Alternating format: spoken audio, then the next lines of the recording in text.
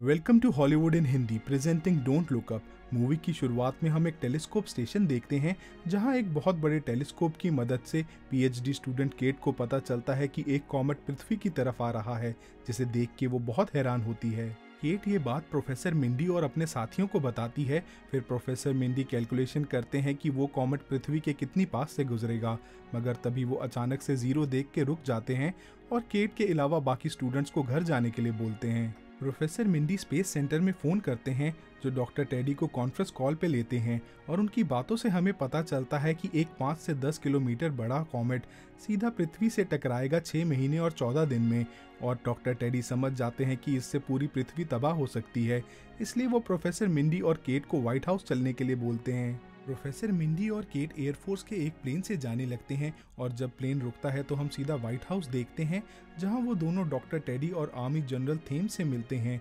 फिर वो सब मैडम प्रेसिडेंट का इंतज़ार कर रहे होते हैं, मगर जब मैडम प्रेसिडेंट आती है तो वो उनसे नहीं मिलती और जेसन उन्हें कहता है कि आप 5 मिनट इंतज़ार कीजिए। लेकिन उन लोगों को इंतज़ार करते करते रात हो जाती है।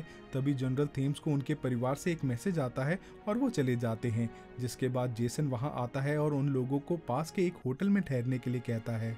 होटल में हम केट को उसके बॉयफ्रेंड से बात करता हुआ देखते हैं, जहां केट कहती है कि वो उसकी मॉम से 7 महीनों बाद मिलेगी। साथ ही हम मिंडी को भी उसकी पत्नी से बात करता हुआ देखते हैं। उसकी पत्नी उसे अपनी बात मैडम प्रेसिडेंट को अच्छे से समझाने के लिए कहती है। फिर अगले दिन हम मिंडी, केट और टेडी को प्रेसिडेंट से मिलता हुआ देखते हैं, जहां मिंडी घबराता हुआ बताने की कोशिश करता है कि एक कॉमेट पृथ्वी की तरफ बढ़ रहा है, मगर जेसन उसे जल्दी करने के लिए कहता है।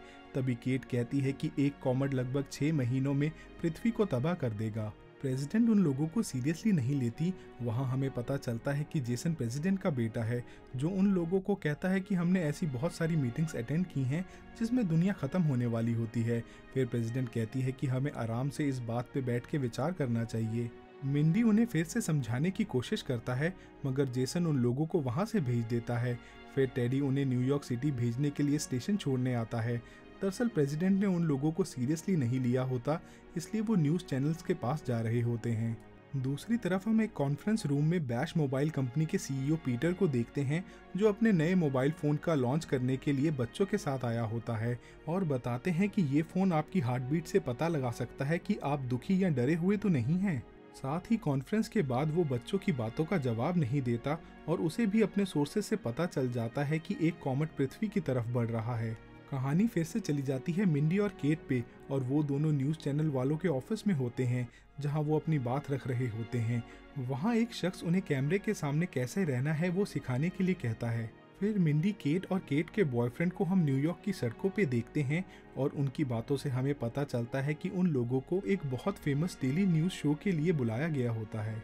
तभी केट अपने बॉयफ्रेंड के पूछने पे उसे बताती है कि एक बहुत बड़ा कॉमेट पृथ्वी की तरफ बढ़ रहा है और अगर उसे रोका नहीं गया तो सब मरेंगी, और उसका बॉयफ्रेंड बहुत घबरा जाता है। अगले दिन मिंडी और केट न्यूज़ चैनल के ऑफिस पहुंचते हैं, जहां उन लोगों को मेकअप रूम में तैयार किया जाता है। मगर शो में आने से पहले मिंडी बहुत घबराया होता है। फिर हम उस शो के एंकर जैक और ब्री को देखते हैं, जो पहले एक फेमस सिंगर का इंटरव्यू लेते हैं जिसका कुछ दिन पहले ही ब्रेकअप हुआ होता है, जहां वो फेमस सिंगर कहती है कि वो अभी भी अपने बॉयफ्रेंड से प्यार करती है। साथ ही एक दूसरी ऑनलाइन ऐप पे उसका बॉयफ्रेंड भी लाइव होता है, जो उसे कहता है कि मुझे माफ़ कर दो, और उसे शादी के लिए प्रपोज भी करता है। दूसरी तरफ मिंडी की फैमिली ये शो देख रही होती है, जिनको अपने फ़ोन पे उन सिंगर्स से जुड़े बहुत सारे नोटिफिकेशंस आने लगते हैं। फिर बारी आती है मिंडी और केट की, जो बताते हैं कि उन्होंने एक बहुत बड़ा कॉमेट ढूंढा है जो पृथ्वी की तरफ बढ़ रहा है। मगर शो का एंकर जैक उसे कहता है कि क्या ये कॉमेट किसी का घर तबाह कर सकता है, तो मिंडी बताता है कि ये कॉमेट 6 से 9 किलोमीटर बड़ा है और ये पूरी पृथ्वी तबाह कर सकता है। लेकिन जैक और ब्री भी उन लोगों की बातों को सीरियसली नहीं लेते और मजाक करने लगते हैं, जिसे देख के केट भड़क जाती है और कहती है कि आप लोग मजाक कैसे कर सकते हो जब पूरी पृथ्वी तबाह होने वाली है, साथ ही सब मरने वाले हैं बोल के वहां से चली जाती है। मिंडी बात को संभालने की कोशिश करता है, जिसके बाद शो खत्म हो जाता है। फिर न्यूज़ चैनल वाले उन्हें ग्राफ दिखाते हैं जिसमें फेमस सिंगर को लोगों ने बहुत पसंद किया होता है, मगर उन लोगों को नहीं। साथ ही पता चलता है कि केट के भड़कने की वजह से उसके मीम्स वायरल हो गए हैं, जिसकी वजह से न्यूज़ चैनल पे मिंडी और केट की खबर को बहुत कम लोगों ने पसंद किया होता है। न्यूज़ चैनल वालों को उनकी खबर पे शक होने लगता है, इसलिए वो कहते हैं कि वो इस खबर को दोबारा नहीं दिखाएंगे। तभी केट गुस्से से कहती है कि 6 महीने बाद सबको पता चल जाएगा। साथ ही केट एक आर्टिकल पढ़ के रोने लगती है। दरअसल उसके बॉयफ्रेंड ने उसके साथ ब्रेकअप किया होता है। फिर हम न्यूज़ चैनल पे मैडम प्रेसिडेंट की खबर सुनते हैं, जिसके अनुसार प्रेसिडेंट का नए सुप्रीम कोर्ट के जज के साथ अफेयर होता है। दूसरे ही पल हम देखते हैं कि मिंडी, केट और टेडी को FBI वाले पकड़ लेते हैं। उसके बाद हम मैडम प्रेसिडेंट और उनके बेटे जेसन को उनसे माफ़ी मांगता हुआ देखते हैं, लेकिन केट कहती है कि प्रेसिडेंट की छवि सुप्रीम कोर्ट के जज से अफेयर की वजह से खराब हो चुकी है, इसलिए वो अब अपने आप को बचाने के लिए ऐसा कर रही हैं और इस बात को मैडम प्रेसिडेंट टाल देती हैं। जहां वो लोग फैसला लेते हैं कि अगली शाम को वो लोग एक इमरजेंसी प्रेस कॉन्फ्रेंस करेंगे, जिसमें वो कॉमेट के बारे में बताएंगे, जिसके लिए उन लोगों ने सरकारी पैसे का इंतजाम भी कर लिया है। फिर मिंडी कहता है कि वो ये सब रिमोटली कर सकते हैं, लेकिन प्रेसिडेंट कहती है कि हमें एक हीरो भी चाहिए होगा, जिसके लिए वो एक सीनियर ऑफिसर बेनेडिक्ट को चुनती है। मगर प्रेसिडेंट अभी भी सब चीज़ों को मजाक में ले रही होती है। अगले दिन हर चैनल पे अचानक से मैडम प्रेसिडेंट दिखने लगती हैं, जो प्रेस कॉन्फ्रेंस में बताती हैं कि एक 9 किलोमीटर बड़ा कॉमेट पृथ्वी की तरफ बढ़ रहा है, इसलिए नासा और आर्मी एक साथ काम करते हुए उस कॉमेट पे न्यूक्लियर एक्सप्लोजन करेंगे और इस मिशन को पूरा करने के लिए वो बेनेडिक्ट को स्टेज पे बुलाती हैं। उसके बाद प्रेसिडेंट मिंडी, केट और टेडी को थैंक्स कहती हैं और जनता से कहती हैं कि ऊपर वाला हमारे साथ है। फिर हमें सोशल मीडिया की खबरों से पता चलता है कि लोग बहुत डरे हुए हैं और प्रेसिडेंट मिड टर्म इलेक्शन जीत चुकी है। साथ ही हम मैगजीन्स पे मिंडी की फ़ोटो देखते हैं, लेकिन केट का अभी भी मजाक उड़ाया जा रहा होता है। प्रोफेसर मिंडी को हम फिर से जैक और ब्री के शो पे देखते हैं, जहां वो आम जनता को भरोसा दिलाते हैं कि लोग काम पे लगे हुए हैं और सब कुछ ठीक हो जाएगा। वहां हम ब्री को मिंडी की तरफ आकर्षित होते हुए देखते हैं। उसके बाद हम मिंडी और ब्री को एक साथ बेडरूम में भी देखते हैं। फिर आता है न्यूक्लियर वेपन लॉन्च करने का दिन, जहां बहुत सारे रिपोर्टर्स मौजूद होते हैं। साथ ही बेनेडिक्ट भी मिशन के लिए तैयार होता है और व्हाइट हाउस से ये मिशन कंट्रोल किया जा रहा होता है, जहां से मैडम प्रेसिडेंट बेनेडिक्ट को थैंक्स कहती हैं। फिर मैडम प्रेसिडेंट के कहने पे मिंडी मिशन को स्टार्ट करने का ऑर्डर देता है। तभी हम बैश सेलुलर कंपनी के CEO पीटर को वहां आते हुए देखते हैं। जेसन केट को बताता है कि ये हमारी पार्टी को फंड करते हैं, इसलिए ये कहीं भी आ सकते हैं। दूसरी तरफ मिंडी की परमिशन से रॉकेट और सभी मिसाइल्स को हवा में जाते हुए देख के आम लोग बहुत खुश होते हैं। साथ ही ऑफिस में भी सब लोग खुशियां मना रहे होते हैं।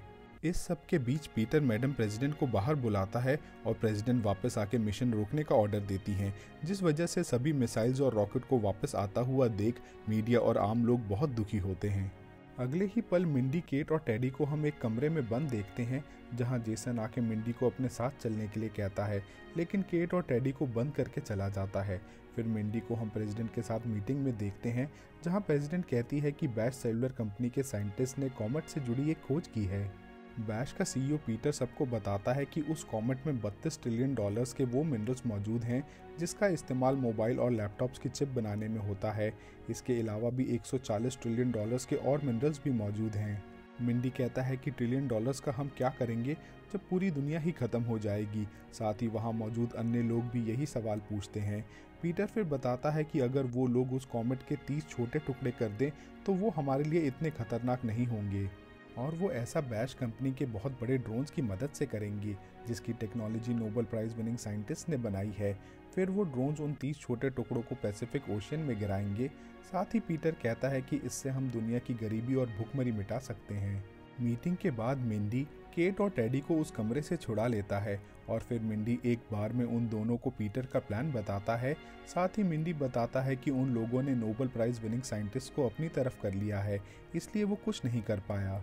मगर तभी वहाँ मौजूद लोग उन्हें पहचान लेते हैं और उनसे मिसाइल्स वापस आने का कारण पूछते हैं। तब केट को गुस्सा आ जाता है और वो बताती है कि उन लोगों को कॉमेट पे सोना, हीरे और बहुत सारे मिनरल्स मिले हैं, इसलिए वो कॉमेट को टकराने दे रहे हैं ताकि वो लोग और अमीर हो सकें, जिस वजह से वहाँ दंगे हो जाते हैं और FBI वाले केट को अपने साथ ले जाते हैं। साथ ही टेडी भी मिंडी को अकेला छोड़ के चला जाता है। फिर हम केट को FBI वालों के साथ देखते हैं, जहां वो उसे कहते हैं कि अगर आप कॉमेट और बैश कंपनी के बारे में आगे से कुछ नहीं बोलेंगी तो हम आपको छोड़ देंगे। उनकी बात मान के केट साइन करके अपनी मंजूरी दे देती है। जब केट अपने घर जाती है तो उसके माता पिता उसे घर के अंदर नहीं घुसने देते, क्योंकि उन्हें लगता है कि कॉमेट के पृथ्वी पे आने से सबका भला होगा। दरअसल ये संदेश बैश टीवी कंपनी अपने कैंपेन्स के द्वारा फैला रही होती है और उन एडवर्टाइजमेंट्स में हम मिंडी को भी देखते हैं। फिर हम मिंडी और ब्री को अपने कमरे में आता हुआ देखते हैं, जहां मिंडी की पत्नी पहले से मौजूद होती है, जो उन लोगों को रंगे हाथों पकड़ लेती है। और जब मिंडी बातों को गोल गोल घुमा रहा होता है, तब उसकी पत्नी उसे अलविदा बोल के चली जाती है। अगले दिन पीटर अपने बहुत बड़े ड्रोन्स मिंडी और प्रेसिडेंट को दिखाता है, जहां मिंडी पीटर से मिशन से जुड़े हुए सवाल पूछ रहा होता है, जिसके दौरान वो पीटर को अनजाने में बिजनेसमैन कहता है, जिस वजह से पीटर उससे चिढ़ जाता है और कहता है कि बैश ने तुमसे जुड़े डेटा पॉइंट्स को पढ़ा है और हम तुम्हें बता सकते हैं कि तुम सिर्फ एक अय्याश हो और तुम्हारी मौत अकेले एक चूहे की तरह होगी। फिर पीटर के जाने के बाद प्रेसिडेंट मिंडी को कहती है कि तुम्हें ऐसा नहीं करना चाहिए था। हम फिर से मिंडी को जैक और ब्री के शो पे देखते हैं, जहां ब्री उससे कॉमेट की मौजूदगी से जुड़े सवाल पूछती है। मिंडी समझा रहा होता है कि सभी साइंटिस्ट चिंता में हैं क्योंकि वो बैश कंपनी के तरीकों से सहमत नहीं हैं, लेकिन जैक और ब्री फिर से अपने शो में मजाक करने लगते हैं, जिसे देख के मिंडी को एंग्जाइटी अटैक आ जाता है और वो कहता है कि तुम लोग हर बात को मजाक में नहीं ले सकते। मिंडी चिल्लाता हुआ कहता है कि हमने कॉमेट को टेलीस्कोप से देखा है और माउंट एवरेस्ट के साइज का वो कॉमेट हमारी तरफ बढ़ रहा है और प्रेसिडेंट एकदम झूठी है, जिसे कुछ नहीं पता कि वो क्या कर रही है, इसलिए हम सब लोग मरने वाले हैं। दूसरी तरफ हम केट की कहानी देखते हैं, जो टीवी पे अपने एक्स बॉयफ्रेंड को अपनी बुराई करते हुए देख रही होती है। दरअसल अब वो एक स्टोर में काम करती है, जहां कुछ लड़के उसे पहचान लेते हैं, लेकिन उन लड़कों के पास पैसे नहीं होते, तो केट उन्हें जाने देती है और वो लोग जाने से पहले केट को शाम को मस्ती करने के लिए इनवाइट करते हैं। शाम को केट उन लोगों से मिलती है, जहां हम बहुत सारे लोगों को मस्ती करता हुआ देखते हैं। वहां यूल और केट बहुत करीब आ जाते हैं और हमें केट के मोबाइल से पता चलता है कि कॉमेट टकराने में सिर्फ 25 दिन रह गए हैं। फिर जब केट और यूल आराम करते हुए आसमान की तरफ देख रहे होते हैं, तब केट की नज़र उस कॉमेट पे पड़ती है। साथ ही हम देखते हैं कि मिंडी गाड़ी से कहीं जा रहा होता है, तो उसकी नज़र भी कॉमेट पे पड़ती है और मिंडी गाड़ी से उतर के सब लोगों को कॉमेट दिखाता है। फिर सब लोग आसमान में कॉमेट देख रहे होते हैं, तब मिंडी और केट फ़ोन पे बात करते हुए एक दूसरे को कहते हैं कि कॉमेट आ रहा है। अगले दिन हम लोगों को प्रार्थना करते हुए देखते हैं और रात को मिंडी और केट लोगों को आसमान में कॉमेट देखने के लिए कहते हैं, जिसके बाद सोशल मीडिया पे जस्ट लुकअप का मैसेज बहुत तेज़ी से फैलने लगता है। मिंडी बच्चों के टीवी शो के द्वारा भी लोगों को सावधान करने की कोशिश करता है। फिर एक रात को मिंडी और केट एक बहुत बड़े स्टेडियम में लोगों को समझाने की कोशिश कर रहे होते हैं। दरअसल ये उसी सिंगर का कॉन्सर्ट होता है जिसके ब्रेकअप की खबर न्यूज़ वालों ने दिखाई थी। दूसरी तरफ प्रेसिडेंट भी एक स्टेडियम में भाषण देके लोगों को अपनी तरफ करने की कोशिश कर रही होती है, जहां प्रेसिडेंट कहती है कि वो लोग आपको डराना चाहते हैं, जिसके बाद सोशल मीडिया पे डोंट लुकअप का मैसेज फैलने लगता है। साथ ही हम लोगों को सरकार के खिलाफ सड़क पर धरना देते हुए देखते हैं। फिर जब केट और मिंडी अपने ऑफिस में होते हैं, जहां से वो जस्ट लुकअप का मूवमेंट चलाते थे, वहां टेडी को फ़ोन आता है, जिससे टेडी को बुरी खबर मिलती है। टेडी ये खबर मिंडी और केट को बताता है कि अमेरिका ने मिनरल्स के राइट रशिया, चाइना और इंडिया को देने से मना कर दिया था, इसलिए उन्होंने मिलकर कॉमेट का रास्ता बदलने के लिए मिशन शुरू किया था। मगर कुछ देर पहले ही रशिया के बेस में बहुत बड़ा धमाका हुआ है, जिसके बाद वो मिशन भी फेल हो गया है। सब लोग मायूस हो जाते हैं और अब आखिरी उम्मीद बैश का मिशन ही रह जाता है। फिर रात के वक्त जब सरकार के लोग पब्लिक में ऊपर ना देखने के बारे में कह रहे होते हैं, तभी कई लोगों की नज़र ऊपर कॉमेट पे पड़ती है, जो बहुत करीब आ चुका होता है। और जब जेसन माइक पे लोगों को प्रेसिडेंट का संदेश देने आता है, तो लोग उस पे कांच की बोतलें फेंकने लगते हैं। जिस दिन कॉमेट पृथ्वी के बहुत करीब आ चुका होता है और बैश ड्रोन्स लॉन्च होने वाले होते हैं, उस दिन मिंडी, केट और केट का नया बॉयफ्रेंड यूल गाड़ी से मिंडी के घर जा रहे होते हैं। मगर वो तीनों पहले ग्रॉसरीज खरीदते हैं, जिसके बाद मिंडी उन्हें अपने घर ले जाता है। मिंडी घर के दरवाजे पे अपनी पत्नी से आखिरी डिनर के लिए पूछता है, तब मिंडी के बच्चे भी आ जाते हैं और उसकी पत्नी सब कुछ देखते हुए उन्हें अंदर आने देती है। अंदर आते ही मिंडी अपनी पत्नी को फूल देके और उससे गले लग के माफ़ी मांगता है। फिर वहाँ मौजूद सब लोग डिनर की तैयारी करने लगते हैं। तभी टेडी वाइन की बॉटल्स के साथ वहाँ पहुँचता है, जहाँ सब उसका स्वागत करते हैं।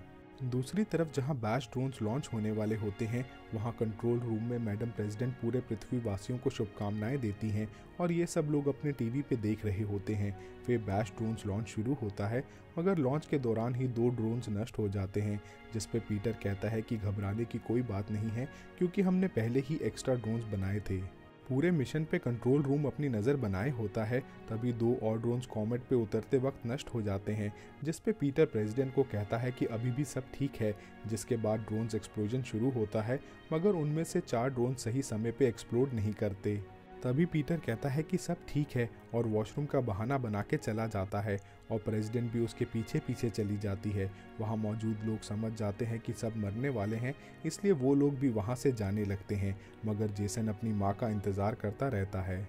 फिर हम हेलीकॉप्टर से प्रेसिडेंट और पीटर को जाते हुए देखते हैं और प्रेसिडेंट मिंडी को फ़ोन पे कहती है कि मिशन फेल हो चुका है, इसलिए वो लोग स्पेसशिप से पृथ्वी जैसे दूसरे ग्रह पे जा रहे हैं और मिंडी को भी साथ चलने के लिए कहते हैं। लेकिन मिंडी प्रेसिडेंट और जेसन को शुभकामनाएं देता है और कहता है कि वो साथ नहीं चलेगा।